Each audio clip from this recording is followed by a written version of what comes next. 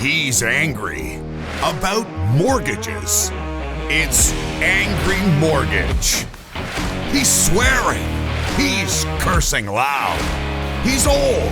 He's opinionated. And he's been doing this so damn long. This program is about mortgages, and this is mortgage advice, but the advice may not apply to your situation. Contact licensed mortgage professionals for specific recommendations before you make decisions about mortgages. You may not agree with Ron, but if you don't, he thinks you're wrong.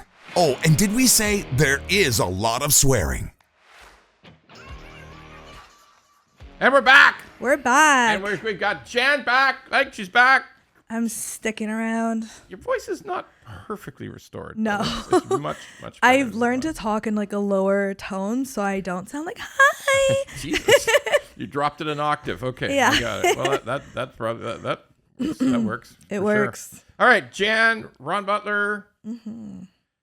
We're Butler Mortgage. I mean, it turns out I got to repeat it all the time. But okay, that's great. But you know what? It works because we have people call and say, hey, I heard you on the podcast. Yeah. Look, we appreciate it. Sometimes I notice that there's a lot of podcasts that really suck up to the fans. Like they say, oh, we do everything for the fans.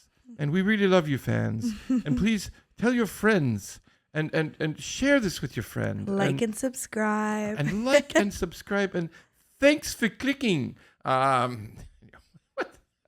Anyway, that's all good. People can do whatever they want. We're just here for the vibes. I'm kind of Jan will tell you in real world, I trend toward abusive. Okay, I mean that's just the truth. Okay, that is not something you want to promote, Ron. Well, we call it Angry Mortgage. Yeah, because I do get angry, but yes. Maybe but apparently if you put it out as abusive mortgage, that doesn't work on TikTok. You know what? I think that doesn't work on YouTube. Sorry. It wouldn't work in any platform.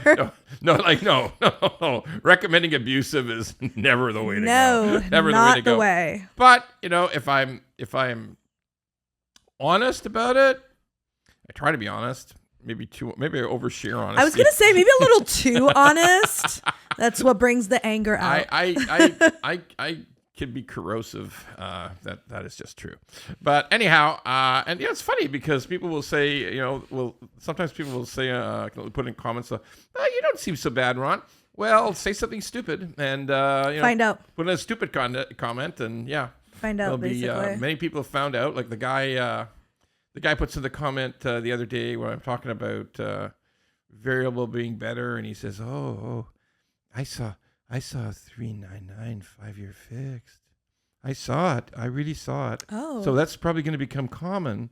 I said, "No, not common." Oh, well, I said, "No, not common." He says, "Oh, well, but it's possible. So if I saw it, it's possible." Huh? So I said, "Well, it's possible. It's also possible Sydney Sweeney will fly into Toronto, come to our office and say, 'Ron, you're the boy toy I've been dreaming about my whole life,' okay? God. And that's possible. Like, it's possible. But very, very far-fetched. Fucking ridiculously far-fetched, okay? Sydney Sweeney ain't looking for me, okay? And that's about the same.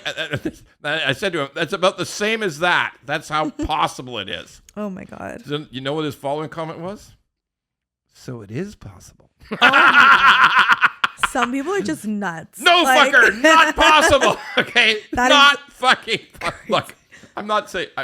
Probably there's 10 people in Canada got a 3.99 5-year in the last month, but I mean, it's just it's like a unicorn of rates. It's the unicorn of rates. Come on, but it's possible. Okay, yeah, fuck off. I mean, technically, anything's possible. Anything's possible by that mindset. Except the Sydney Sweeney thing. That's not possible. Okay. That is improbable, past all known thinking. Okay, she's not coming here to look for me. All right, so what's going on in Canada? Well, a lot of news last week. There was the Bank of Canada rate change that we telegraphed ahead of time. Mm-hmm. We were 100% right. So that's sorry the Tiffy Muppet didn't come out. Yeah, sorry for no Tiffy. I promise we'll get the bastard out eventually when things become more interesting. We'll buy him a full suit. By the way, I'm not calling Tiff a bastard. Don't get the wrong idea. Tiffy. we're talking about the Muppet. We've that named him have. Tiffy. We have a Muppet named Tiffy, and so we're not. That's the bastard. Yes. Not the Bank of Canada governor. He's a fine gentleman. A guy who's sort of.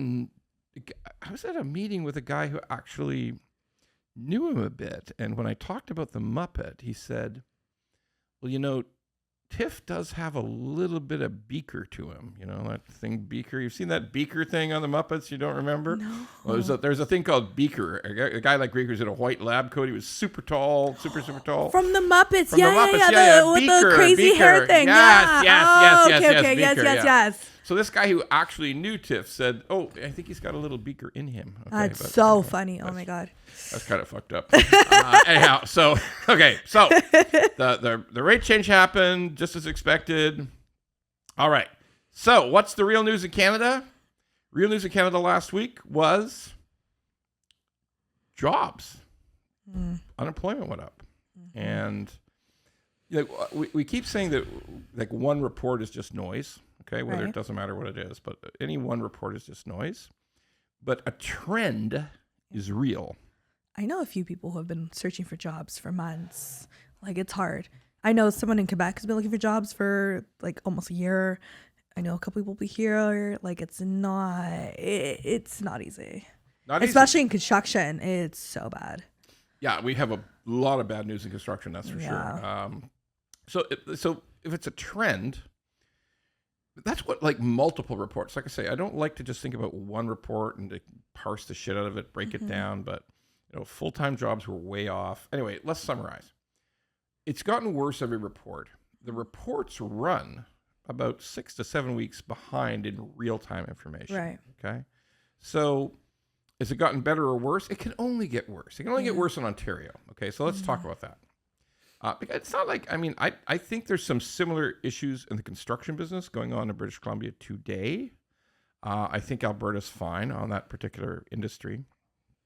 But, I don't pretend to be an expert on Quebec, but I would suspect there's elements of their economy that are just slightly quieting. They have some good things going on there, and then there's just, there's some things you can't avoid. Quebec's manufacturing capacity has kind of gradually ground down over the last couple of years, several years. It's kind of a trend. But look, in Ontario, which is where 38% of Canadians live, it ain't good. And the focus has got to be on, there's two big industries here. There's a lot of big industries here. Finance is huge. Believe me, finance is in a goddamn no hire mode. Yeah. Okay, like big time no hire mode. Construction's big, has been big. It was probably been the engine of Ontario's economic growth for the last 15 years. Has to be, right? I mean, Oh, for sure. Sure. So that is literally it's headed for crisis. Yeah. Really. I mean, because every time you see a condominium building complete downtown, every time you see an office tower complete, there's no new one coming. No. Okay. No. Look, don't get me wrong. I mean, by the way, one condo tower probably represents between 500 and 700 jobs, because there's indirect jobs too, right? It's not just the people working on the condo tower; it's the people who are delivering stuff to the condo place. It's the people who are making the stuff that goes into building a condo. Yeah. It's just a huge number of related industries that once that condo tower is complete, it's over. You need another one to go to. Okay? Exactly. If there's no other one, What do we do when we get to that point where there is no other one? there's a whatsoever? technical term for that in the construction business. In that situation, they say, "We're fucked." Okay, that's the technical language they use. Yeah, okay? yeah. So it's so it ain't good. Like we've had in Toronto, the GTA, we've had the record of having the most construction cranes in North America for 13 straight years. Wow. So if there's going to be a lot less, so that means it's been a huge growth engine Yeah, of jobs. for sure. Okay. It's coming to an end. They opened 70 sales offices in the last 12 months to sell condominiums, and they closed 65 of them. Project's not moving forward. Well, it's delayed. They call it, it's suspended. It's delayed. It's we'll come back. We'll get back to you. Yeah. Yeah. Because I've seen quite a few like lots that are ready to build condos and they're just kind of sitting there. Well, every time I drive to work in the morning, I drive past a big chunk of land. Like the QEW is a major road in Southern Ontario.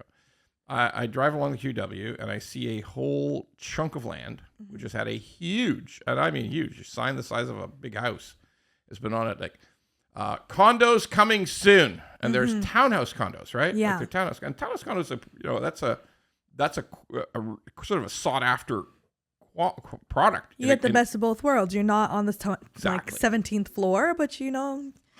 Yeah. It was a sought after. It's a sought after product. Oh, for sure. That sign has been up for 3.5 years. Wow. Like nothing's come yet. They're coming soon, but they're not coming that soon. Okay. Oh, man. So that's a sign, right? Yeah. Like that is, you realize something's going on here. They're not getting built. Yeah. It's just that simple. And that's not like a condo tower. You don't need to sell out 400 units, right? 300 units. That's like 60, 45, something like that. Yeah. So if that's dead as a doorknob, then in prime location too. So that ain't good. So why is construction in such terrible trouble? Rates are coming down. Yes, rates are coming down. But because of this sort of economic weakness we're seeing, the sales just aren't happening. And so let's break it down. Like, why do people buy houses? Okay, this is an important element to this. Why do people buy houses? So people buy houses because in the case of dog crate condos, the super small condos, 500 square foot and less, which is the bulk of what gets sold. Like it's usually in a project, it's 45 or 50% of the building. It's that tiny condo. For sure. So if there's no investor, because that needs an investor, like nobody actually wants to live in that. There's a very, very small percentage of people who probably actually live in a dog crate condo. Who bought it and paid the who mortgage bought on it. and Yes. is actually living in it. 100%. Yeah. It's tiny. Yeah. So they're only meant for investors. And if investors have all kinds of things going against them, the rates are not 2.5. They may never get to 2.5. Yeah. And maybe they needed 2.5 for that expensive, $500,000 for a dog crate condo. Maybe they needed that to make it work. Put 20% down, carry the mortgage, pay the condo fees, property tax. Big problem for these people also is that even though rates are maybe coming down, and it's possible on the resale side, prices may be coming down. They probably will. The rents are coming down too. Now, I know that when the StatsCan publishes the rents, they say, well, across Canada, rents are going up. They're going up. They're going up. They are. Like, rents in Alberta are way up. Yeah. Rents way up. Okay. Yeah. Rents in parts of the Maritimes have gone up. Like when you move a bunch of people into Halifax, or a bunch of people from Ontario come out and retire in those areas, or a bunch of investors come from Toronto to Halifax, buy up, rental properties there. They want to run the rents up, right? Right. So, yes, across Canada, rents are up, but the truth is rents in the GTA are down. Okay. It's not hard to figure out. Like, if unemployment is bad, like if there's more unemployment, that means there's more people going back home. Oh, for sure. Right? And there's more people couch surfing. There's more people roommates, yeah, right? Yeah, it's a huge one. And moving back home with mom and dad. Yeah. Saving money. Or just can't handle it. I can't handle $2,600 a month. Yeah. And by the way, if you think about the logic of that, if you got this 485 square foot condo, who the fuck's going to pay $2,600 a month? Like, you can't. That's like, how do you do roommates in a 485 square foot put condo? Put up a curtain in the middle of your living room.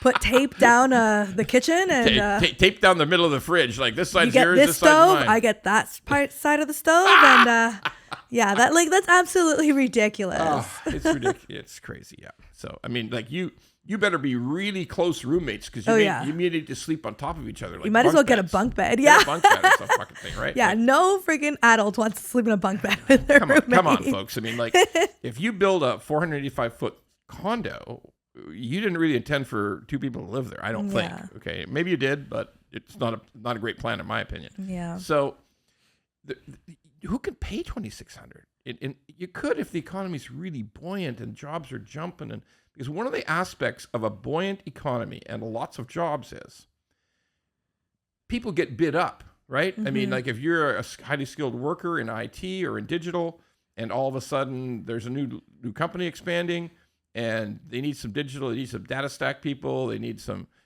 project managers. They say, okay, well, you're making 90 now. I'll bid you up to like, you're making 120. I'll bid you up to 130. They'll bid you up to poach you. 150. Yeah. Whatever. They'll poach Yeah. you. Exactly. Yeah. Okay. Well, that doesn't happen in a shrinking economy. Okay. No. So this opportunity to afford this big $2,600 a month rent, live downtown in Toronto. Yeah. Or it's higher in Vancouver. It's even higher. So that rent starts to drop. Yeah. Right? Supply and demand. That's the one thing people need to. That's the one thing that's a common misunderstanding about the rental market. There's a ceiling in which nobody will rent your place anymore. Of course. Like, you know, you can ask for it, but you don't get it. Yeah. Okay. So if rents are falling in the GTA, then you got a problem with this price of the dog crate condo. It's got to come way down. Yeah. Yeah. Okay. So that's the issues that we face with an economy that's shrinking, with a job market that's shrinking. You got a lot of problems sift into other things. So again, let's break it down. Housing market, people buying properties to rent out. Well, that's gotten kicked in the ass. Okay, we know this. By the way, if anybody ever had a bad tenant and tried to get them out through the landlord and tenant board, you would just sell after that. Yeah, First of all, the trauma. Trauma, Second yeah. of all, a year of debt because you didn't get your rent payments and you're still paying all your mortgage and everything. By the way, that's a great word, trauma. That is real. It's real if you go through that trauma. It is. It is. Nobody wants to relive that, you know, and most people have had a terrible experience or know somebody who's had a bad experience. So yeah, you know, there is a cost to having a very defective agency, and that's one thing. So we see how the investor side of the real estate game in Southern Ontario has been impacted. And we also, I know there's always somebody in the comment section comes, well, if you look at my project out in Grimsby, or you should check out my project on the other side of, it's a small town on the other side of Sarnia, and we're doing okay there. No, fuck no. We're talking about like big markets. Okay? GTA big markets. We're saying that in those big markets. Oh, and how about between the students, the international students? Oh yeah. And the international students are going to be cut in half next year. That's a big impact in Southern Ontario. And the international temp workers are under pressure. There's going to be a ton less of them. Yeah. So that's a kind of real estate collapse in some of these college towns like Kitchener-Waterloo, London. Not the universities themselves, but the little shitty colleges with the shitty degrees, okay? But a lot of these colleges, universities as well, are getting their funding from international students. 100%. Because it's literally 3 times the price of domestic students. Exactly. Now, I don't necessarily. I feel a bit of sympathy for the universities themselves, like the big universities, the legit universities. The legit ones. Well, I call them legit, okay, because like they're for real. Like they've been there for 80 years. Yeah. They got. They have actual campuses. They're not like in a strip mall. Basically. They're not in a strip mall. Yes, Yeah. perfect. They're Yes. not in a strip mall. Okay. Yes. For the strip mall colleges, fuck you all. You can all close. Okay. I don't care. I don't care about your funding. You can all fucking close. They're private. Most of those are private anyways. Yeah, they're private masquerading. You know, like their campus is private, but they still put the name of the public college on it. and Yeah, shit. yeah. Like fuck all that. They can all close. Okay, I don't give a shit. All right, but sure. But mainly, the pressure on there's a lot of people building units for students. Yeah. And it doesn't look like they may be as necessary next year. So a lot of pressure on the investor side in Ontario, tons. Now let's look at move-up buyers. Move-up buyers are huge. Sometimes we just think of the housing market as first-time buyers. It's not, okay? Let's think about move-up buyers. Move-up buyers, they're people who are in a home. Let's say you're in a $1 million townhouse, and you would really, really like, your family's growing, you'd really, really like to move up to a $1.7 million house. Like a nice 1.4. bungalow, a backyard, all that fun stuff. Yeah. You want to, but when you got let go at your existing job, you got another job right away, but it didn't pay quite as much. And maybe the other partner in the relationship is their hours were cut a tiny bit. So all of a sudden, you don't feel enthusiastic about, like, I'm not saying they're all unemployed. That's not what I'm saying. I'm saying there's been some pressure on income. Right. And all of a sudden those plans, because you don't really need to move. It's a want. It's not a need. Exactly. It's a want. It's not a need. So I'm just pointing out things that in the course of a not successful economy, that's why the housing market starts to cool. Okay? And you can't necessarily reignite it with low rates. Low rates help. Low rates have a decent impact on the first-time home buyer. And there will be some impact on that in the coming months and the next year. But is it going to just turn on a dime? Nah, I don't think so. Okay, that's so hit on rates one last time, because I sort of alluded to it earlier in the show. What to do with rates? 5 years coming down? First of all, like, forget about 2 year and 3 year. 2 year and 3 year don't make any sense anymore. Okay, we know rates are coming down. My belief is that variable should be people's prime consideration. I know that was awful for a while, but it's if you know rates are coming down. And again, I don't know if China's going to invade Taiwan. I don't know that shit. But like putting that aside, putting aside outlier events that I don't understand or know, I do know that in a grinding worse economy, the Bank of Canada keeps lowering rates. Right. We've assumed, and so have, the banks are very conservative. Their economists have just openly said, yep, by the summer we expect either 3.25%, 3%, or 2.75%. But that's last month's prediction. Okay? Yeah.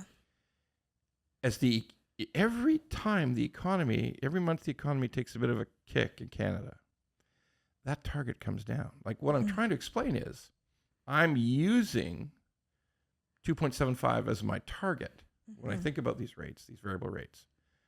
But it could go to 2 if things really turn harsh. Okay. Will that force prices to go up again, kind of like COVID?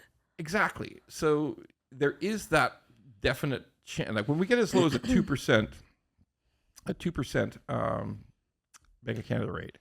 Yeah, there's some low rates out there, and it can push prices up. But the balancing effect is what we just discussed, that the economy might be so crappy. By the way, I'm not guaranteeing a 2%. Please, everybody, don't think I'm talking about today. I'm talking about... Put away your pitchforks. Put away the pitch. But yeah, blow out the fucking torches that you're going to come and burn the castle down, okay? I'm saying that we don't know how bad the economy gets. Right. And it's not... Hey, we had 0 rates. We had 0.25. Okay, so it can go low, but I again, even if I use conservative estimates, like let's use something conservative, 2.75, we end up with like a 3.9 or less variable rate.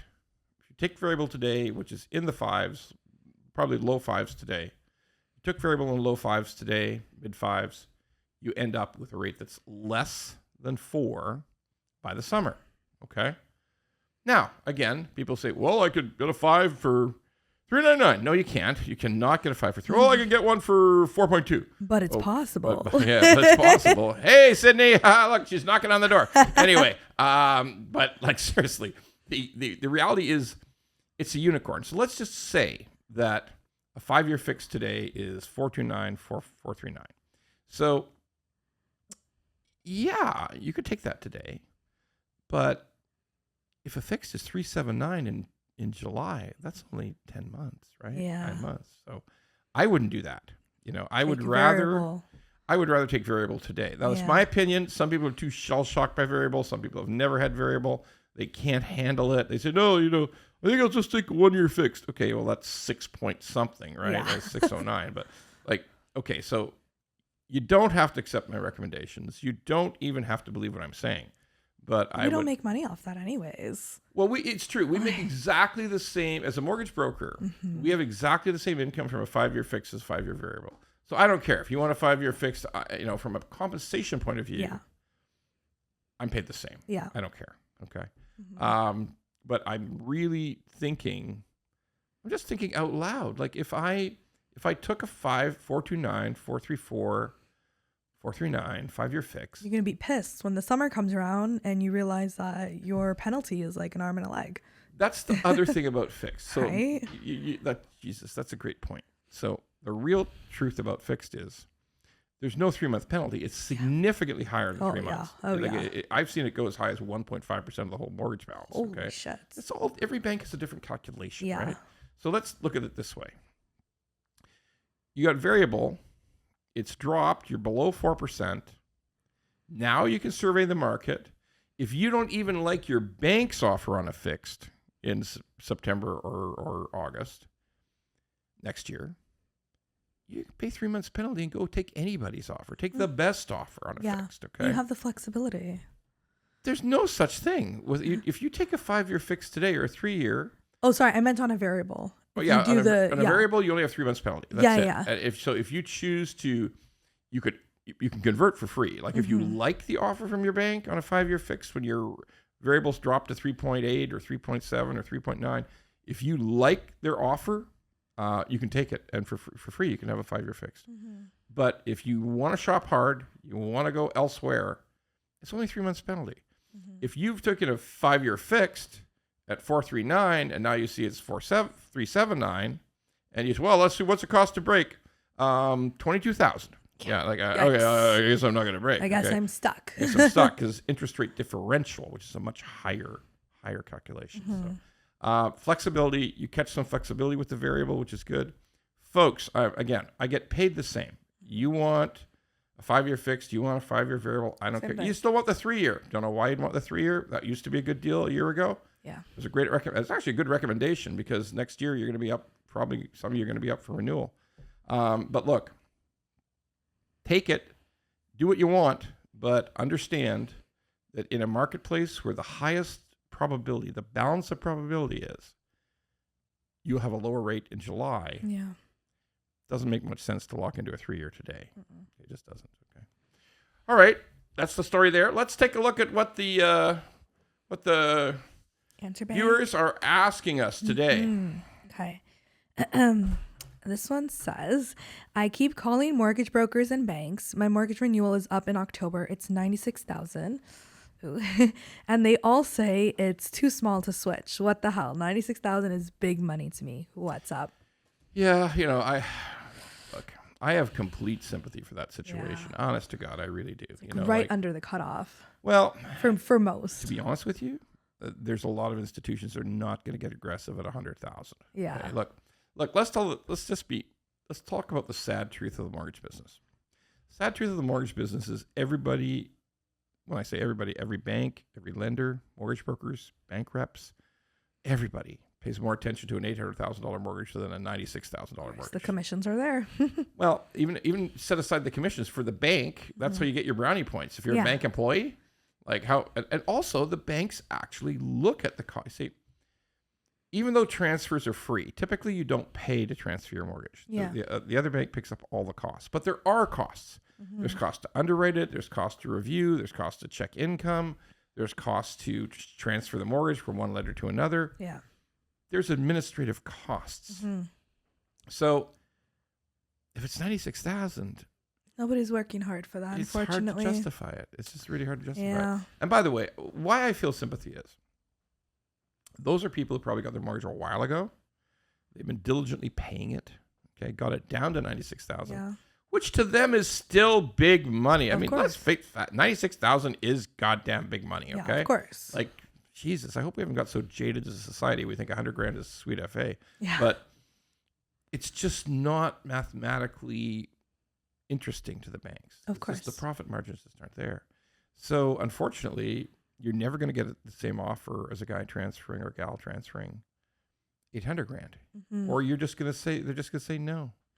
No, I think you just better stay with who you're with. Okay. So there's a lot of options around that. So some people, if your income's gone up, let's face it, if you had that mortgage for 15 years, your income's probably up, right? If there's any way to afford it, here's a whole new idea. Convert it to a line of credit, try to pay it off like literally in a couple of years. Okay, because with a line of credit, there's no fixed payment. You just put as much as you possibly can every month. The minimum's tiny, right? Minimum payment on 96,000 is tiny. Like it's literally only less than $1,000 a month. Okay, a few $100s a month is the minimum payment. Would the rate be better though? The rate's not better. Okay, but the ability to throw as much money at it every single month as you want. You have that flexibility there. And by the way, that rate is like a variable. It will come down. Right, right. So HELOC rates are, instead of prime less 1, HELOC rates are typically prime or prime plus a half, plus 50 beeps. So yes, it's more expensive, but it will come down. That rate will be like in the 4s, in the 5s, okay? Yeah. And the advantage of a HELOC or home equity line of credit is pay a little or pay a ton. Pay it off. Like seriously, sell something and pay it off. Get an inheritance and pay it off, okay? Because there's no penalty. Yeah. Absolutely none. So there's maneuvers, there's strategies, but you know what? They don't really work. Okay, I mean, like you can't convince a bank to transfer $96,000 at a great rate. You shop your ass off, and you're never going to get a really aggressive offer on that product. So I'm sorry, it's not. It's just not something that big money, but not big enough. It's not. Yeah, it's big money to the people, right? I mean, like let's face it. But to the institution, the lender, it's not. It's not. Like you know, it's funny. You know, when I was young, like a young man in his 20s, my 20s, like the banks used to talk about hundreds of millions and we thought it was big money. And then the banks started talking about billions and we thought it was big money. But now banks actually talk about $1 trillion values.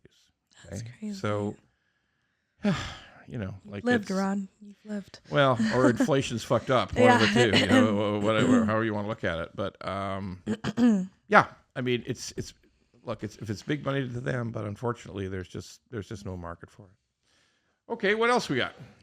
This one says, we have always had a variable mortgage and we sure got screwed last 2 years, but we did well before that. Variable was always lower than fixed. Why isn't it back to that yet? Oh, wait, that's a good question. And obviously, the main reason that the screwing occurred on variable is that the Bank of Canada went from 0.25, which is like basically nothing, all the way to 5% in the fastest increases, the sharpest, fastest, steepest increases in the history of Canada. Okay, so that's why all of a sudden your variable went from a tremendously good deal to a piece of shit. Yeah. Okay. But he, you know, that viewer was quite right. For basically going on 30 years, variable was a better deal than fixed. Now, sometimes it would narrow. Like sometimes it would only be like 40 basis points or 0.5% better. You know, that's all, or 0.25% better. And sometimes it would spread all the way out to like 1.25%, like big difference between fixed and variable. That has a lot to do with the movement of bond yields, because bond yields control fixed rates, and the movement of the central bank rate, which is the Bank of Canada rate. So most of the time, and all the time, really, like I'll just give you the simple concept here. I won't talk about rate inversion or all that stuff, but like there's no point in getting real technical. But let's just say the reality of life is that a very, very short-term rate, like just the rate for a month, should be less expensive than the rate that's guaranteed for 5 years. Mm-hmm. Because the bank has to find people to commit. There's always another side to the transaction, right? Like the bank's not just they just don't have a huge box full of money in the basement of the banks on Bay Street, right? I mean, like it's securitized. When they get, they put out a mortgage, they assemble a bundle of them, and they effectively put them out as a bond, okay? Or they sell it into a bond market in a package, and that's securitization. So you have to have, for 5 years, if somebody says, well, I'm going to buy this bond for 5 years, I'm going to accept that interest rate for 5 years, is what I'm going to get, then they've got to feel that there's a benefit 5 years over 1 month. Mm-hmm. So in theory, you know, a 5-year rate should always be significantly higher, like a 1% higher, 0.5% higher, 0.75% higher than a short-term rate. Because at the end of the day, variable is short-term, right? Mm-hmm. It's whatever the Bank of Canada's related to that rate today Yeah. should always be cheaper because there's no cost to the bank. There's no cost into the people on the other side of the transaction, right? Right. Like they say, well, give me my money back in a month. Okay, great. Here's my money. There was no risk, right? I mean, and then you could have a chance to think at the end of that month, you think, okay, what's the next best rate that's available? And you move on from there. Yeah. But if you're in it for 5 years, that's a commitment, right? Yeah. So there should always be a lower rate for short term versus long term. Just because we call it a 5-year variable, we should get this stuff out. That just marks the maturity date. The reality of variable is it could change constantly. Right. Okay. So should be less, fixed should be more. Today, fixed is less, variable's more. Because, and this is, sometimes it's hard for people to remember because we're in the business and the average person is actually doing their business. They're a carpenter, a nurse, or a teacher or something. When fixed rates started going up almost 3 years ago now, they went up a lot sooner than the variable went up. Right. Why? Because the people who trade bonds they saw inflation coming. They saw it coming, and they're a market price. Like they just create their own. They're a traded commodity. Bonds are a traded commodity. So when they saw, we believe inflation is not transitory. We believe inflation is going to be here for a while. So we need to get a lot more on these bonds because we have to. Because in the future, rates are going to be higher. Like at one point, variable was 2.25% less than fixed. Okay. Like people wonder, hey, why did you take a variable? You must have been stupid. Dude, like it was a huge difference for God's sakes. Okay. Yeah. And it was, and we could only qualify for the mortgage we wanted because, the fucking government regulator made it so that the stress test favored variable, if you can imagine. Yeah. Okay. Like it was, the stress test was 5.25 capped for variable. And because variable was like super low, right? It was like 1.95. You had to stress test at 5.25. But when fixed rates went to 4s, you added 2%, you were in the 6s. Yeah. Okay. So anybody who wanted a bigger mortgage was automatically pushed to variable. Okay. Shit, it was a disaster. Yeah. But okay, so those events only occur occasionally. They're rare in the whole stream of variable versus fixed. There's only a few occasions where variable's 2.5% less than fixed. And there's only this last year and a bit, 18 months, when fixed has been cheaper than variable. Okay? Because at one time, fixed was 6 and variable was 7 and change, right? So variable was like a little bit more than 6. Like it was like mid 6s, let's say. Let me think for a second. 5% plus 1.2. Variable was like 6.2, and fixed was like 5.95, 6.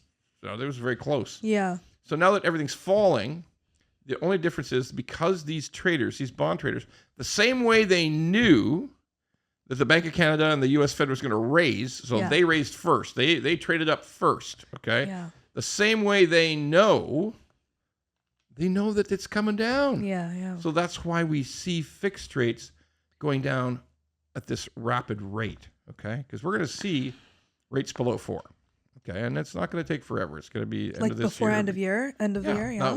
Not all rates, but I'm just saying we're going to see it. So that's the real answer to that question.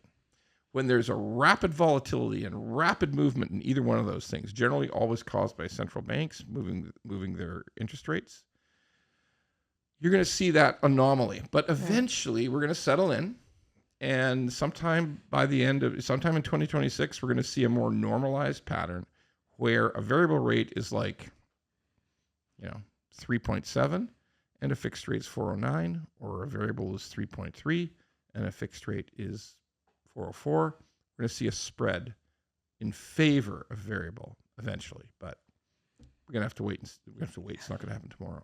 Yeah, for sure. That was a pretty good question from the viewer. That was good.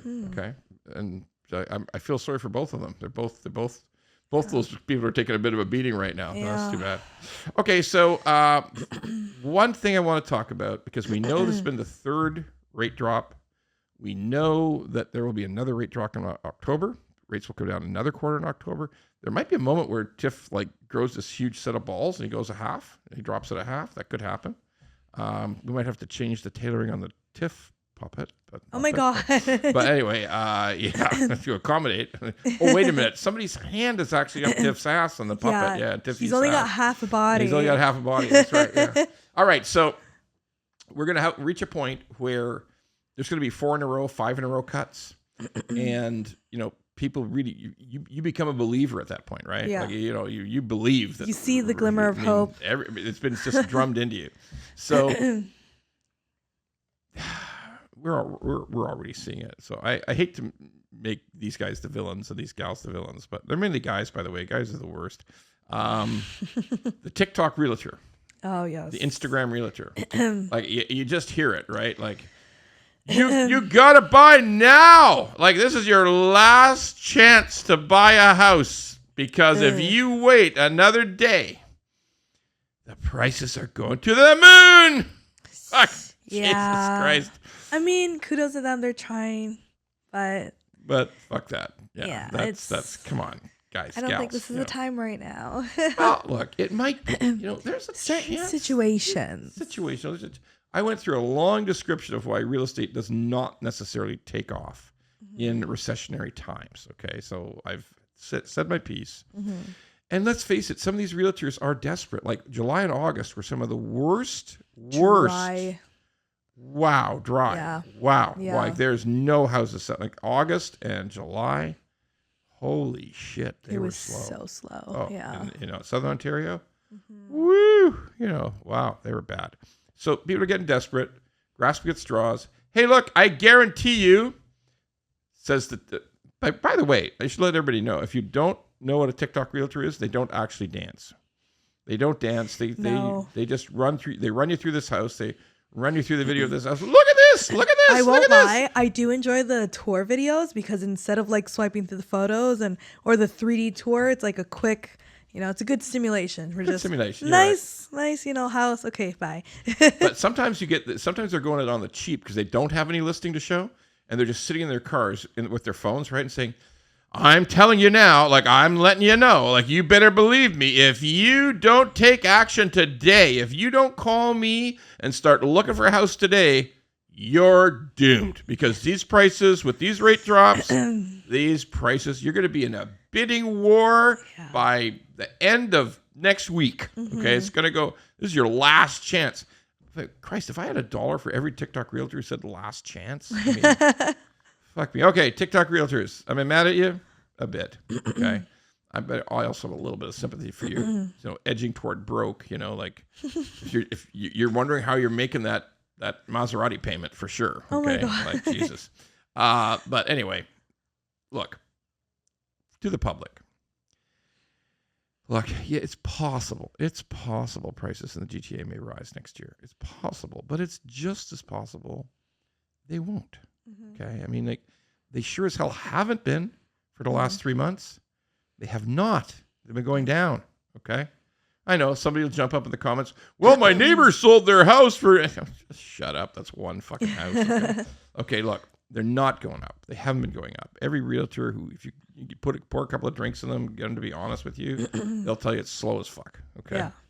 So just relax. I mean, just scroll past the TikTok. Scroll past the TikTok and look at recipes, okay? Like, I got to admit, I love the food stuff on TikTok. I really love it. There's some great recipes on TikTok. So pay attention to that. Just scroll right past the realtor. Don't bother looking, okay? Which brings us to our favorite part of this show. What the actual fuck? What the actual fuck? I've touched on this before, but I'm getting madder and fucking madder, okay? What the fuck is wrong with all the government ministers in the federal government? What the fuck is wrong with you? Okay, like, look, there's obviously a communication strategy. Obviously, somebody at the top of the Prime Minister's office sends the note to all the ministers. Yeah. And they say, this is what you do. When anything is even the slightest bit positive, like when the Bank of Canada drops rates, you all send out the same tweet. You all send out the same message on Instagram. You all send out the same thing on TikTok. You all send out the same thing. You say the same thing every time. We're working hard, and our economic plan is working. Look. Their PR team is working overtime. Well, I got some fucking news for you, okay?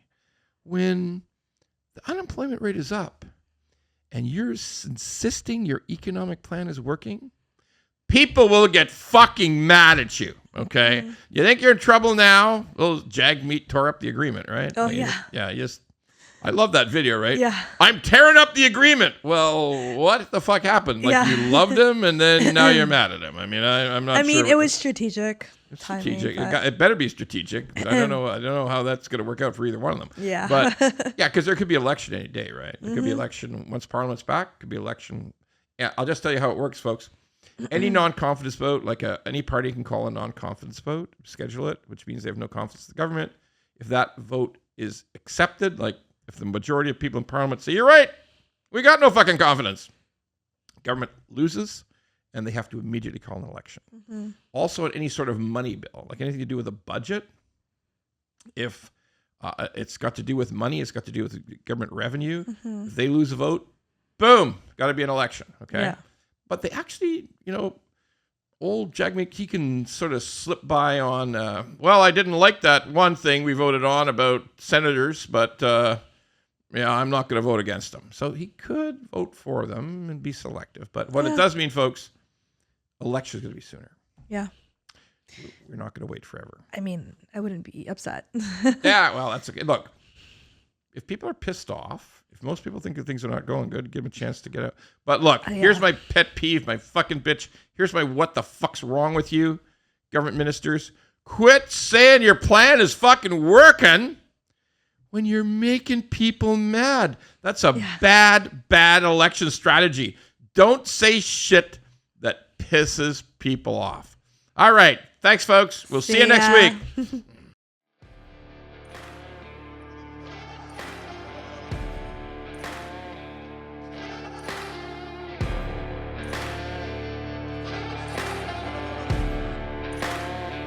If you like the pod, well, don't just sit there. Go to YouTube, Apple, Spotify, and all the other ones and like the pod. And don't forget to subscribe so we can keep being angry at mortgages and swearing about mortgages. Angry Mortgage could use your support.